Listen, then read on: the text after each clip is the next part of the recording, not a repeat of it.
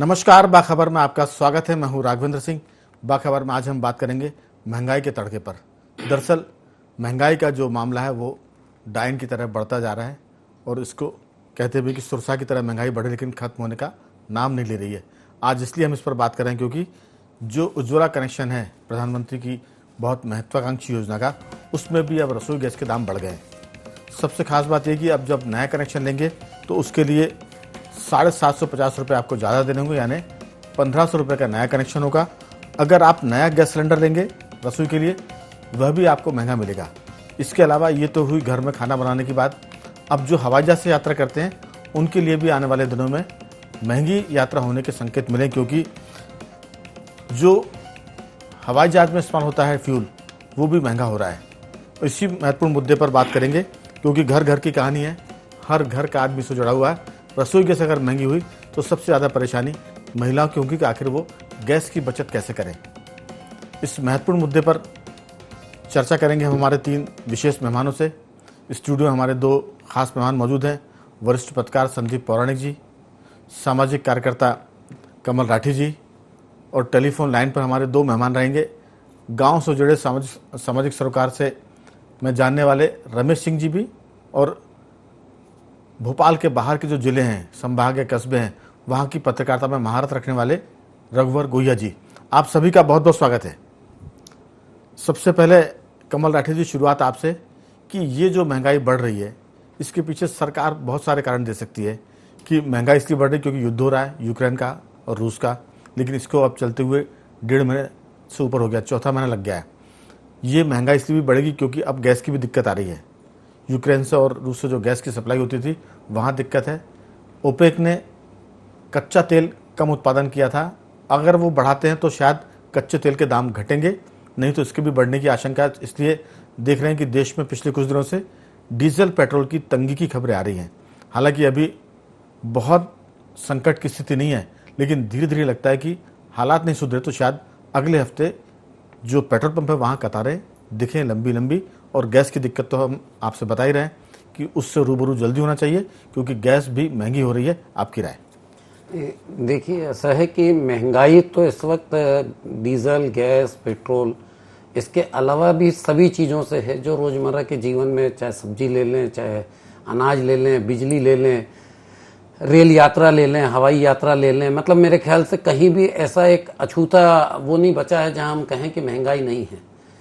जब हम सब्जी और फल की बात करते हैं तो किसान को वो महंगाई का कोई लाभ नहीं मिल रहा है और उपभोक्ता को नहीं मिल रहा है, तो ये भी देखने का विषय है। तो इस मामले में सरकार की जिम्मेदारी है। देखिए, क्वेश्चन पेपर में बच्चा फेल होता है या अंक कम लाता है तो फौरन कहता है कि सब आउट ऑफ कोर्स इसमें आ गया, टीचर ने ढंग से नहीं देखा, ये नहीं देखा। तो ये तो बहाने हैं ही है। सरकार अपनी तरफ से सारे बहाने बना सकती है, लेकिन ये जिम्मेदारी भी अंतिम में सरकार की है और सरकार को बिल्कुल इस पे तत्काल कार्रवाई करते हुए कुछ ना कुछ ऐसे अच्छे जो भी आर्थिक पहलू होते हैं उनको लेना चाहिए और डे टू डे बेसिस पर अब इनको मीटिंग करके इस पे जिम्मेदारी लेते हुए काम करना चाहिए। नहीं तो मुझे लगता है कि महंगाई अभी और सिरे से बढ़ती जाएगी और आने वाले दिनों में और स्थितियां गंभीर हो सकती हैं। तो सरकार के अलावा इस चीज पे कंट्रोल कोई नहीं कर पाएगा। और इसके अलावा दूसरा पहलू यह है कि इसमें आप देखेंगे कि गरीब गरीब होता जाएगा, कई छोटे दुकानदारों को नुकसान हो जाएगा और कब बड़े दुकानदार को नुकसान होगा ये कहना बड़ा मुश्किल काम है, लेकिन उसे भी होगा कहीं ना कहीं। एकदम तो सरकार की जवाबदारी के लिए मैं पूर्णतः चाहूंगा कि सरकार ही इस पे पूरी जवाबदार है। बिल्कुल, सरकार को कुछ ना कुछ, क्योंकि आखिरी जो आपने कहा कि आउट ऑफ सिलेबस था या हम पढ़े नहीं थे या कोई चीज़ आगे, उसका कोई मतलब नहीं है। लोग पूछेंगे कि सरकार की जिम्मेदारी है। एक शेर है कि तू उधर उधर की न बात कर, ये बता कि काफिला क्यों लूटा, हमें रह गुजर से गिला नहीं। यूक्रेन युद्ध से कोई मतलब नहीं है, गैस की सप्लाई हो रही है उससे कोई मतलब नहीं है, पेट्रोल डीजल का उत्पादन ओपेक ने कम किया इससे मतलब नहीं है। सरकार की जिम्मेदारी कि वो हमें सब चीज़ें ठीक से मुहैया कराए। संदीप जी, एक नारा है कि एक कहावत थी पुरानी, एक नारा भी था कि हमसे जो टकराएगा हमें ही मिल जाएगा। अब यहाँ तो टकरा रहे हैं रूस और यूक्रेन और पूरी दुनिया मिट्टी में मिल रही है। खबरें ये भी है कि अमेरिका में, इंग्लैंड में महंगाई 30-40 साल के चरम पर है। तो सरकार की तरफ से ये बात आ सकती है। लेकिन जैसा कमल राठी जी कह रहे हैं कि सरकार को इसी में से रास्ता निकालना पड़ेगा, क्योंकि गरीब को आपने आदत खत्म कर दी है रसोई गैस में चूल्हा जलाने की। अब वो कुकिंग गैस से काम करता है। गैस महंगी होगी तो फिर कैसे काम चलेगा? सरकार की प्रधानमंत्री की उज्ज्वला योजना है वो कितना ठहर पाएगी व्यावहारिक दृष्टिकोण में? आपकी राय। देखिए राघवेंद्र जी, हम यूक्रेन और रशिया के युद्ध को लेके गैस, डीजल, पेट्रोल की बात कर सकते हैं, महंगाई बढ़ रही है उसकी। लेकिन एक बड़ा सवाल राघवेंद्र जी मेरी नज़र में या मेरे दिमाग में आता है कि किसान का हाल बुरा है, लेकिन कुछ हमारे यहाँ के कारोबारी हैं जिनकी आमदनी बढ़ती जा रही है। सवाल यह है कि प्रॉफिट एक खास वर्ग को क्यों मिल रही है? क्या वो लोग उन चीज़ों पर कब्जा भी करते जा रहे हैं? कहीं ना कहीं हमने ये देखा कि खाने के तेल के दाम अनायास तेजी से बढ़े थे, तो बात ये आई थी कि कोई खास ग्रुप है जिसने ये दाम तय कर दिए और एकदम उछाल आ गया। मुझे ऐसा लगता है कि सरकार को अपनी नज़र पैनी करनी होगी और कोशिश ये करनी होगी, क्योंकि जैसा राठी साहब ने कहा, मैं सहमत हूं, सरकार किस लिए है? सरकार जनता के लिए है ना। कोई भी आउट ऑफ सिलेबस सवाल आ रहा है या कुछ भी आ रहा, वो निपटाना आपको है। आपको रास्ता खोजना होगा और जनता को राहत मिले।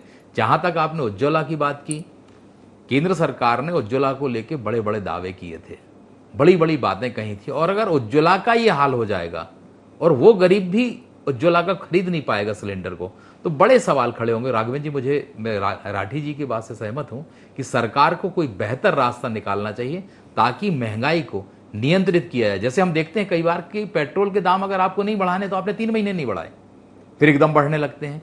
तो सरकार के हाथ में है बाजी, अगर वो चाहेगी तो मुझे लगता है कि महंगाई को काबू में रख सकती है। बिल्कुल। गोहिया जी, बहुत सारे तर्क हो सकते हैं सरकार की तरफ से, लेकिन जनता मुश्किल में है क्योंकि महंगाई बढ़ रही है। सरकार ने उज्ज्वला योजना के तहत घर में जो चूल्हे जलते थे लकड़ियों से, कोयले से, उसको बंद करके कुकिंग गैस की आदत डाल दी। अब जब रसोई गैस की आदत डली और वो रसोई गैस जब महंगी होगी तो फिर वो गरीब आदमी कहाँ जाएगा? क्योंकि उसको लकड़ी जलाने की आदत बंद हो गई है, कोयला खरीदना वो चाहता नहीं है, गैस महंगी हो गई है। तो जो घर में काम करती है, घर की माँ बहन जो रसोई संभालती है, उनकी दिक्कत भी बहुत बढ़ गई है। आपकी इसमें राय? अरविंद जी, मेरा इसमें सिर्फ यही कहना है कि अब सरकार जो है वो सरकार की अग्नि परीक्षा है जी, और जनता जो है वो परीक्षक के रूप में सामने है। कई बार हमने देखा है कि जब इलेक्शंस होते हैं तब बहुत सी महंगाई, जो बहुत से भाव बड़े होते हैं वो डाउन होते हैं। ये पहला अवसर हम देख रहे हैं कि राजनीतिक रूप से राष्ट्रीय और अंतर्राष्ट्रीय स्तर पर जो भी घटित हो रही हैं घटनाएं, उनकी वजह से ये महंगाई बढ़ने का एक अच्छा मजबूत बहाना सरकारें बना देती हैं। आपको याद होगा अभी कुछ समय पहले ही कोरोना काल में जब बसें नहीं चली थी तो मध्य प्रदेश सरकार ने उन बसों के जो भी टैक्स वगैरह थे जो होते थे वो माफ किए हैं। तो कहीं ना कहीं ये एक संदेश जाता है कि सरकार यदि चाहे तो वो बहुत सारी चीजों को समय रहते नियंत्रित कर सकती है जी। गरीब वर्ग ही का सबसे ज्यादा नुकसान होगा, गरीब वर्ग ही दो पार्टों के बीच में पिसेगा, और उसके लिए अगर कोई जवाबदेह होगा तो निश्चित रूप से वो सरकार होगी, चाहे वो मध्य प्रदेश की सरकार हो, प्रदेशों की सरकार हो या केंद्र की सरकार जी। तो मेरा ये मानना है कि आज की इस परिस्थिति में सरकारों को, राज्य सरकारों को, केंद्र सरकार को डे बाय डे समीक्षा करनी चाहिए कि किस तरीके से भी किसी भी रूप में गरीबों को किस तरह से राहत प्रदान की जाए। ये बिल्कुल आपने सही कहा कि गैस की आदत लग गई है। गैस के बिना घर का चूल्हा जो है या घर का खाना या घर का नाश्ता, घर की चाय, ये उसकी कल्पना भी नहीं कर सकते। यदि गैस नहीं होगी तो हमारे पास विकल्प के रूप में अभी अब कोई ईंधन नहीं है जी। तो सरकार को ये तय करना होगा और किसी न किसी रूप में एक सिस्टम को मजबूत करना होगा कि कोई कमी ना आने पाए, वरना तो आप देख लेना कि ये और विकराल रूप धारण करेगा और शायद हो सकता है कि ये असंतोष जो है आपको आने वाले इलेक्शंस में भी देखने को मिले। विद्रोह भी हो सकता है, कहीं जल से जुलूस भी निकाले जा सकते हैं, राजनीतिक दल को मौका मिल सकता है विरोधियों को। तो ऐसी स्थिति में सरकार को बड़े फूंक फूंक के कदम रखने चाहिए, रखने होंगे, और कैसे आम जन को राहत मिले उसकी दिशा में ध्यान देना बहुत जरूरी है, जो शायद आंकड़ों की बाजीगरी से अब यथार्थ के धरातल पर दिखना चाहिए। मेरी ऐसी मान्यता है कि प्रदेश के मुखिया भी शिवराज सिंह जी भी संवेदनशील है, प्रधानमंत्री नरेंद्र मोदी जी भी गरीबों के प्रति अंतिम छोर पर बैठे व्यक्ति के कल्याण की बात करते हैं, विकास की बात करते हैं। अब ये उनके सामने वही अग्नि परीक्षा है कि वो किस तरीके से इस परिस्थिति को, चाहे वो राष्ट्रीय स्तर पे बनी हो, चाहे अंतर्राष्ट्रीय घटनाएं जो घट रही हो उनसे बनी हो, वो कैसे फेस करते हैं, कैसे इससे निपटते हैं।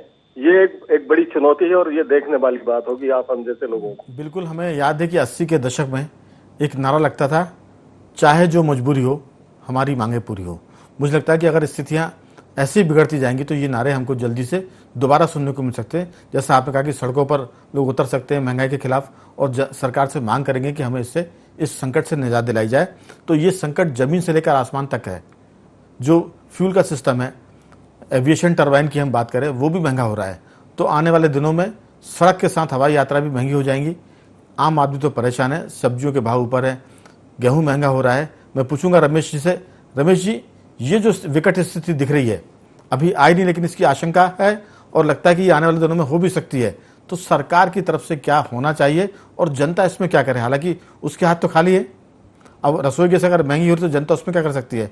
2 बार के बजाय वो एक ही बार चाय बनाकर पिएगी। रोटियां तो घर में कम बन नहीं सकती हैं। तो जनता के हाथ में बहुत कम विकल्प है। सारी चीजें सरकार की तरफ मुड़ती है और सब लोग सरकार की तरफ बड़ी आशा भरी निगाह से देखते हैं कि वो कोई रास्ता निकाले। रमेश जी, आप किस पर राय?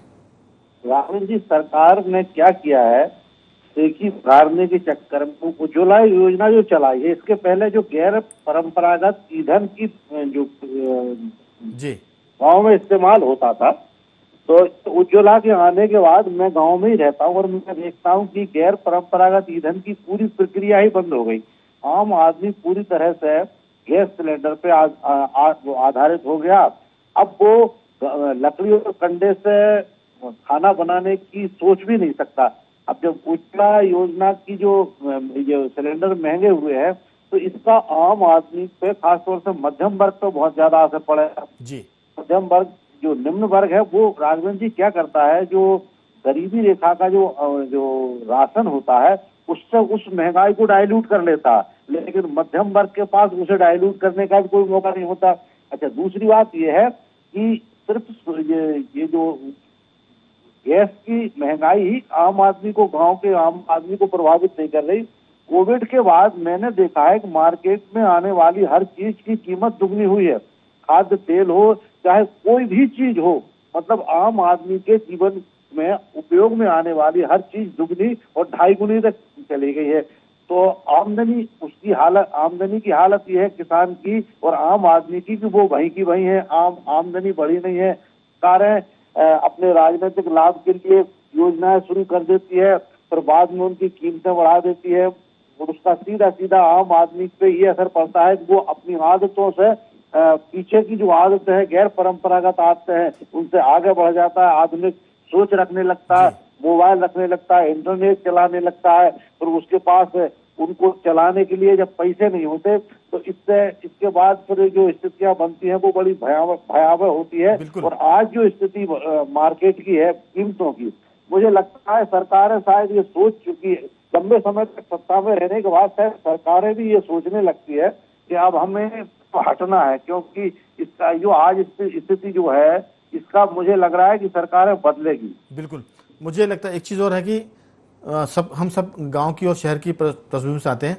एक बात है कमल राठी जी, पहले देश के लोग चाय नहीं पीते थे, तो हाट बाजारों में चाय के, सबको याद होगा, हाट बाजारों में चाय की कंपनियां मुफ्त में चाय पिलाती थी और फिर उनको एक 100 ग्राम 50 ग्राम का पैकेट देती थी कि इसको आप घर पर चाय बना के पिएं।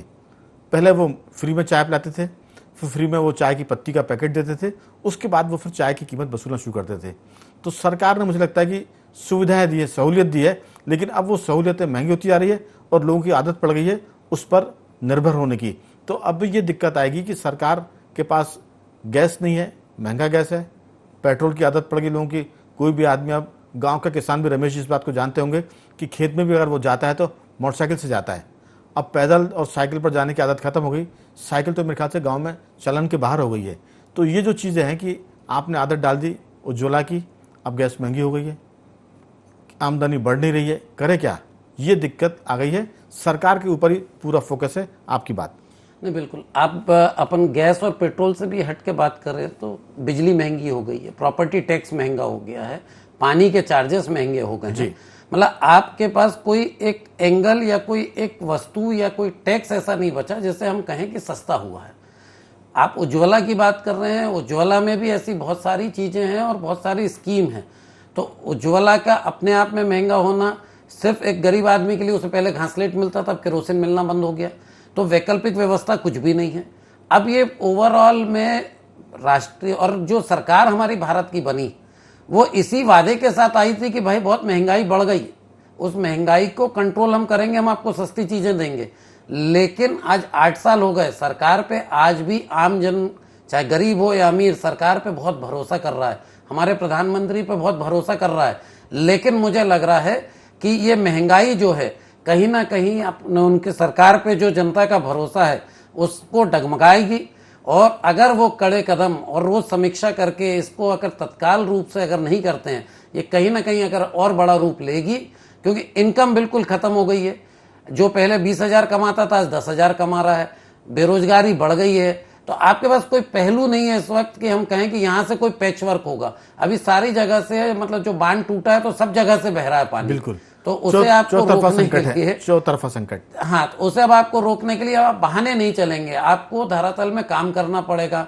आप जो आंकड़ों की बाजीगरी हर सरकार करती आती है, तो आंकड़ों की बाजीगरी आम आदमी को नहीं समझ में आती। आम आदमी को समझ में आती है कि भाई मुझे पेट्रोल कितने का मिला, मेरे घर का बिजली का बिल कितने का आया। सुविधाएं तो आप माने कि 2000 के बाद से हर कभी बढ़ी हैं। भाई पहले आदमी पंखे में सोता था, फिर कूलर में सो रहा, अब एसी में सो रहा है। पहले पानी गैस में गर्म करता था, धूप में गर्म करता था, अब गीजर से करता है। तो चीजें तो आई हैं, तो इसके कारण जो इनकम आदमी की बढ़ी थी, लेकिन अब इनकम भी बंद हो गई। तो कहीं ना कहीं या तो इनकम बढ़ जाए तो आदमी महंगाई को पार कर लेगा। आप किसानों को देखेंगे तो प्याज 1 रुपए में 4 किलो बीच में बिकने लगा था, लेकिन मंडी में 20 रुपए किलो मिल रहा है। तो किसान को भी कहीं लाभ नहीं पहुंच रहा है। तो ये समझ के ऊपर है कि ये महंगाई जो बढ़ रही है और इसका लाभ किसको मिल रहा है। बिचौलियों को। आपकी बातचीत से जो निकल के आता है कि लाभ मिल रहा है बिचौलियों को। किसान की प्याज 1 रुपए की 4 किलो बिक रही है, लेकिन बाजार में वो 20 रुपए 15 रुपए किलो बिक रही है। सीधी सी बात है संदीप जी की, जो महंगाई है अब सरकार के अलावा किसी और पर, और सरकार की जिम्मेदारी भी है। कोई अगर सरकार महंगाई कम करेगी तो ये जनता पर एहसान नहीं है, ये सरकार की जवाबदारी है। इस वादे पर वो सरकार में भी आए हैं। लेकिन सीधी सी बात है कि अगर आप पुराने पीछे जाएंगे, 47 में जाएंगे आज़ादी के समय, तब महंगाई की दर थी भारत में 50 के दशक में 2%। लेकिन 56-57 में, 1956-57 में जब औद्योगिकरण हुआ तब ये महंगाई अचानक तेजी से बढ़ी और ये 2 से बढ़कर 13.8% पर आ गई। लेकिन तब देश आज़ाद हुआ था, लोगों ने उस चीज़ों को सह लिया। जैसे कि मोदी की सरकार जब आई तो लोगों ने इस बात को सहा कि भाई आप राष्ट्रवाद पर काम कर रहे हैं, आप सेना पर काम कर रहे हैं, आप आर्मी को स्ट्रांग कर रहे हैं, इसलिए सब चलेगा। लेकिन इस सब के बीच में आखिर आदमी दाल रोटी तो खाएगा ना। अगर दाल रोटी भी उसके मुँह से छिन जाएगी तो फिर वो सड़क पर आएगा और नारा लगाया कि चाहे जो मजबूरी हो हमारी मांगे पूरी हो। इस तरह के नारे भी मिलना हमको दिखना शुरू हो जाएंगे। क्या देश उस तरफ बढ़ रहा है संदीप जी? राघवेंद्र जी, मैं आपकी बात से सहमत हूँ। वर्तमान जो हालात हैं, देखिए क्या होता है कि एक समय तक जो आपका आक्रोश होता है वो दबा रहता है, विस्फोटक स्थितियां बनने में देर नहीं लगती जी। ये बात बिल्कुल सही कि जो वर्तमान दौर में महंगाई है उससे हर कोई परेशान है। आप ये समझ लीजिए कि मध्यम वर्ग का जो ऊपरी है, जिसको क्रीमी लेयर आप कहें, वो भी परेशान है, क्योंकि महंगाई इतनी ज्यादा बढ़ गई। जैसे राठी साहब ने कहा कि आमदनी तो आपकी घट गई है, सुविधाएं आपकी बढ़ती जा रही हैं, खर्च आपके बढ़ रहे हैं। इन हालातों में राघवेंद्र जी आप ये देखिए कि अभी सेंट्रल एक्साइज भी केंद्र ने कम की थी। सरकार के पास रास्ते हैं, ऐसा नहीं है कि रास्ते बिल्कुल नहीं है, सरकार के रास्ते बंद हो गए हैं। मुझे ऐसा लगता है कि सरकार कहीं ना कहीं आने वाले समय में गंभीरता से इस पर फैसले लेगी। और ये एक ऐसे चीजें हैं जो आपने पिछले कुछ सालों में बहुत तेजी से बढ़ाई हैं। अगर उन्हें आप कम करके जनता को राहत देते हैं तो एक तरफ जहां सेंट्रल एक्साइज कम होगी, वहीं अगर राज्य सरकारें वैट कम करती हैं तो मुझे लगता है कि बहुत बड़ा अंतर आ जाएगा। और यही राहत वर्तमान दौर में बहुत जरूरी है आम उपभोक्ता के लिए, गरीब के लिए। अगर ये राहत नहीं मिली तो स्वाभाविक सी बात है कि आज से 4 दशक पुराने दृश्य अगर नजर आने लगे तो अचरज नहीं होगा। बिल्कुल। अब थोड़ा सा वक्त कम होता चला है। रमेश जी और रघुवर जी से मेरा आग्रह है कि वो जल्दी से 1-1 डेढ़ में बात खत्म करेंगे तो बात पूरी हो जाएगी। लेकिन उसके पहले मैं 30 सेकंड लेना चाहूँगा कि सरकार की तरफ से या जो सत्ता पक्ष उसका ये कहना जरूर आएगा कि इस पूरे पिछले 6 महीने की बात करें तो दुनिया में महंगाई बढ़ी है। अमेरिका और इंग्लैंड में भी जो महंगाई की दर है वो पिछले 40 साल में सबसे ज़्यादा है। वहाँ महंगाई का जो प्रतिशत है, खुदरा महंगाई की अगर मैं बात करूँ तो अमेरिका में अभी तक के 40 साल का रिकॉर्ड है कि महंगाई दर वहाँ 8.3% से बढ़ और 8.3 और 8.5 के बीच में वो आंकड़ा झूल रहा है महंगाई के बढ़ने का। तो ये महंगाई वैश्विक है, ये कारण हो सकता है, लेकिन इसी मुश्किल में तो सरकार को रास्ता निकालना है। अगर पूरी दुनिया में महंगाई है और भारत में उस महंगाई को आप मैनेज कर लेंगे तो फिर ये आपकी काबिलियत भी है और आपकी जनता के प्रति एक तरह की सद्भावना भी है। रघुवर जी, आपकी इसमें राय? राघवेंद्र जी, इस मामले में मैं सिर्फ यही कहना चाहूंगा कि इस महंगाई से कोई अछूता नहीं रहेगा जी। चाहे वो उच्च वर्ग हो, चाहे मध्यम वर्ग हो, चाहे निम्न वर्ग हो। जनता के हाथ में सिर्फ एक बात है और वो ये है मितव्ययिता। अपनी जरूरतों को वो कितना कम से कम कर सकती है, लेकिन वो रघुवर करेगी, जी कर रही है, करती भी है। एक समय तो खाना नहीं आने खाएगा वाले ना दौर में थोड़ा और। रघुवर जी, मितव्ययिता में वो खाना तो दोनों समय खाएगा।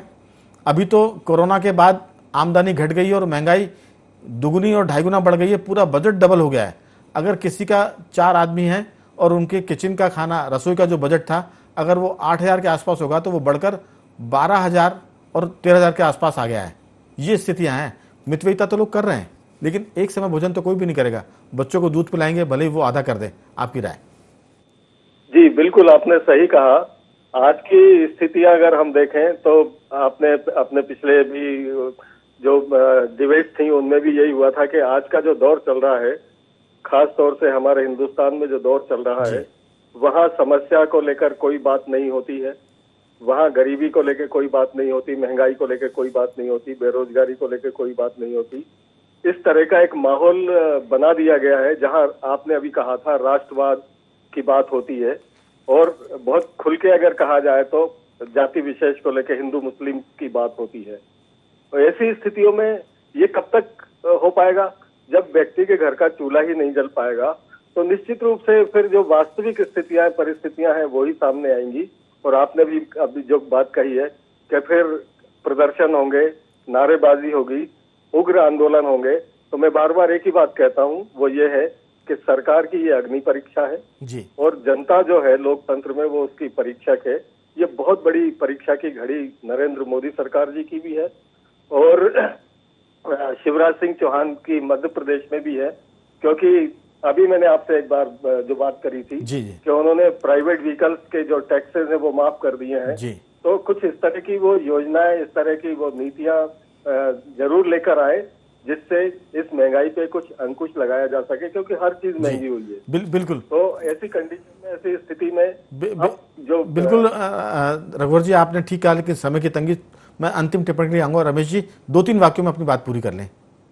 जी, मैं एक चीज यहाँ सरकार को सलाह देना चाहता हूँ कि हम महंगाई की बात कर रहे हैं और लेकिन इसमें सरकार को अब जैसे ये उज्ज्वला की योजना लाए, मोबाइल इंटरनेट बहुत ज्यादा प्रचलन में है, तो सरकार को कुछ परंपरागत जो ऊर्जा के स्रोत है, जैसे सोलर कुकर है जी, सोलर कुकर है और बिल्कुल पैनल, बिल्कुल जो चीजें पुरानी थी उस पर सरकार को जाना पड़ेगा, जनता को भी जाना पड़ेगा। तो कुल मिलाकर महंगा सब कुछ हो रहा है, सड़क से लेकर हवाई जहाज तक। उम्मीद करते हैं कि सरकार को रास्ता निकालेगी। बाखबर में आज सिर्फ इतना ही। सभी मेहमानों को मैं धन्यवाद करता हूं। कल किसी और मुद्दे पर आपसे बात करेंगे, तब तक बने रहिए हमारे साथ और देखते रहिए IND24।